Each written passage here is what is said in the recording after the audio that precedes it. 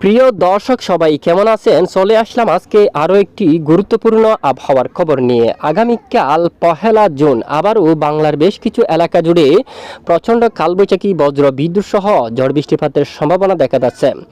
গতকালের আপডেটে ভালোই বৃষ্টিপাত দেখা গেছে পশ্চিমবঙ্গের বেশ কিছু এলাকা জুড়ে। আমরা গতকালও আপনাদেরকে জানিয়েছিলাম, যারা ভিডিও দেখছেন তারা আমাদেরকে জানাবেন চন্দ্রকোনা বর্ধমান বৃষ্টিপাত হলো কিনা। বৃষ্টিপাতের আভাস কিন্তু দিয়েছিলাম গতকাল। কলকাতা কোলাঘাট এই অঞ্চলে খড়গপুর এবং হাবড়া বাসিরহাট এই অঞ্চলে বারুইপুর কলকাতা এখানে শান্তিপুর কৃষ্ণনগর এসব এলাকায় বৃষ্টিপাত ঘটিয়েছে কিনা আমাদেরকে জানাতে পারেন। বৃষ্টিপাতের পূর্বাভাস ছিল এবং যশোর এখানে খুলনা বিভাগের অনেক এলাকায় বৃষ্টিপাতের আভাস ছিল এবং রাজশাহী এই অঞ্চলে কিন্তু মালদা দিয়ে আমরা বৃষ্টিপাতের আপডেট কিন্তু দিয়েছিলাম, বৃষ্টি হবে বলে জানিয়েছিলাম। মহান রবের হুকুমে বৃষ্টিপাত হতে দেখা গেছে। রাজশাহী চাঁপাইনবাবগঞ্জ এই অঞ্চলে বৃষ্টিপাত দেখা গেছে। আগামী 24 ঘন্টার মধ্যে আরও অনেক এলাকায় বজ্র বিদ্যুৎ সহ বৃষ্টিপাতের সম্ভাবনা দেখা যাচ্ছে। এই মুহূর্তে বেশ কিছু এলাকায় বাংলার বেশ কিছু এলাকায় অস্বস্তিকর ঘুমট ব্যবসা গরম অব্যাহত রয়েছে। বৃষ্টিপাত আসলেও ঘুমট গরম কিন্তু কমছে না। আমরা দেখবো আগামীকাল কোন কোন এলাকায় বৃষ্টিপাত কালবৈশাখী বজ্র বিদ্যুৎ সহ বৃষ্টিপাতের সম্ভাবনা থাকবে। চলে আসলাম 1 তারিখ নেগা শনিবারের আপডেটে। তো লাইভ ট্রেক করে আমরা দেখাচ্ছি বিক্ষিপ্ত বজ্রসহ বৃষ্টিপাতের সম্ভাবনা থাকবে, বিশেষ করে দেশের উত্তর পশ্চিমের জেলাগুলোর উপর উত্তরাঞ্চলে বৃষ্টিপাতের সম্ভাবনা, সাথে পশ্চিমবঙ্গের দিকে বৃষ্টিপাত প্রবেশ করার সম্ভাবনা কিন্তু উঠে আসছে। এখানে কোন কোন এলাকায় দেখুন আবারও বৃষ্টিপাতের একটি সতর্কবার্তা কিন্তু উঠে আসছে। ম্যাপটা বড় করছি। জামশেদপুর অঞ্চল দিয়া মেঘ কিন্তু প্রবেশ করতে পারে, চাকুলিয়া, তারপরে এদিকে দেখুন আপনারা যদুগুড়ে এই এলাকার দিকে, এখানে এই যে যদুগুড়া এই এলাকায় সারেঙ্গা এবং এখানে দেখুন বাঁকুড়া এবং দুর্গাপুর আসানসোল অঞ্চল দিয়া রঘুনাথপুর এই অঞ্চল দিয়া শিউড়ি দিয়ে একটি মেঘ তৈরি হতে পারে, যা বজ্র বিদ্যুৎ সহ বৃষ্টিপাত ঘটার সম্ভাবনা, যা পরবর্তীতে ধীরে ধীরে পূর্ব দিকে এখানে অগ্রসর হতে পারে।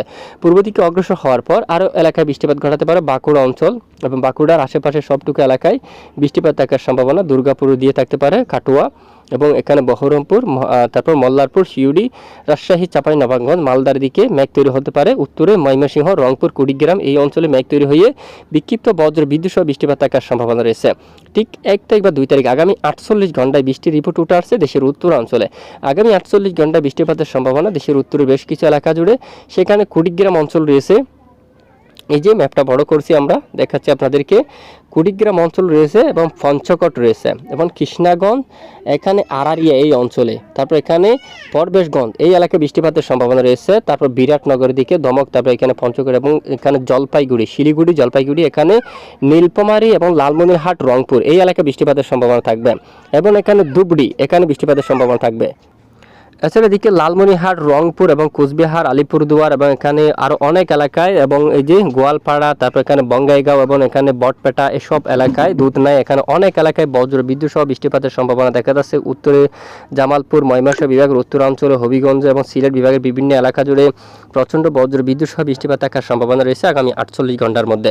কুড়িগ্রাম, এখানে শিলং, গুয়াহাটি এই অঞ্চলে বৃষ্টিপাত আসার সম্ভাবনা রয়েছে। তো এই হচ্ছে মূলত পরবর্তী 48 ঘন্টার মধ্যে বৃষ্টির ম্যাপ এবং 48 ঘন্টার মধ্যে আরও বৃষ্টিপাতের সম্ভাবনা থাকবে। বাংলার বিভিন্ন এলাকায় ক্ষুদ্র ক্ষুদ্র আকার নিয়ে সমুদ্র অঞ্চল থেকে জলীয়বাষ্প বাতাস প্রবেশ করছে। এখানে কক্সবাজার, চট্টগ্রাম বিভাগের বিভিন্ন এলাকা জুড়ে বিক্ষিপ্ত বজ্র বিদ্যুৎ সহ বৃষ্টিপাত থাকার সম্ভাবনা রয়েছে, তবে ভয়ঙ্করভাবে বৃষ্টিপাত না, কিছুটা বিক্ষিপ্ত বজ্র বিদ্যুৎ সহ বৃষ্টিপাত থাকার সম্ভাবনা এবং খুলনা, বরিশাল বিভাগেরও উপকূলীয় অঞ্চল দিয়ে কিছুটা বিক্ষিপ্ত বজ্র বিদ্যুৎ সহ বৃষ্টিপাতের সম্ভাবনা থাকবে। পাশাপাশি পশ্চিমবঙ্গের উপর একটি কালবৈশাখী, আবারও প্রচণ্ড আকারে কালবৈশাখী আসার সম্ভাবনা 2 তারিখ নাগাদ। এই যে এখানে পশ্চিমবঙ্গের অনেক এলাকা রয়েছে, এখানে সবটুকু এলাকায় মূলত দেখুন শিউড়ি, তারপর মল্লারপুর, আসানসোল, দুর্গাপুর, তারপর এখানে দেখুন আপনারা জামতাড়া এই অঞ্চল দিয়া, বাঁকুড়া দিয়া, বর্ধমান, চন্দ্রকোনা, সারেঙ্গা, কাটুয়া এখানে অঞ্চল দিয়ে আবার বৃষ্টিপাত আসার সম্ভাবনা কিন্তু রয়েছে আগামী 48 ঘন্টায়। অলরেডি যেই সমস্ত জেলার উপর বৃষ্টিপাতের সম্ভাবনা তা আমরা আপনাদেরকে দেখিয়ে দিচ্ছি অলরেডি। এখানে গত 24 ঘন্টায় চট্টগ্রাম বিভাগের বিভিন্ন এলাকায় বিক্ষিপ্ত বজ্র বিদ্যুৎ সহ বৃষ্টিপাত দেখা গেছে, উত্তরাঞ্চলে বৃষ্টিপাত দেখা গেছে এবং খুলনা বিভাগের বিভিন্ন এলাকা জুড়ে পশ্চিমবঙ্গের অনেক এলাকায় বৃষ্টিপাত দেখা গেছে আগামী 2 তারিখ নাগাদ। দেখুন রংপুর, ময়মনসিংহ, হবিগঞ্জ, সিলেট উত্তরের অনেক এলাকায় একটি এরিয়া ধরে বজ্র বিদ্যুৎ সহ বৃষ্টিপাত থাকার একটি সম্ভাবনা কিন্তু অলরেডি উঠে আসছে। আর ইতিমধ্যে বৃষ্টির আপডেট কিন্তু অলরেডি আপনারা পেয়েছেন এবং গরম ঢাকা থেকে শুরু করে খুলনা, ফেনী, এখানে চট্টগ্রাম বিভাগের উপকূলীয় অঞ্চল, সন্দ্বীপ, হাতিয়া বেশ কিছু এলাকায় অস্বস্তিকর ঘুমট ব্যবসা গরম অব্যাহত থাকার সম্ভাবনা রয়েছে।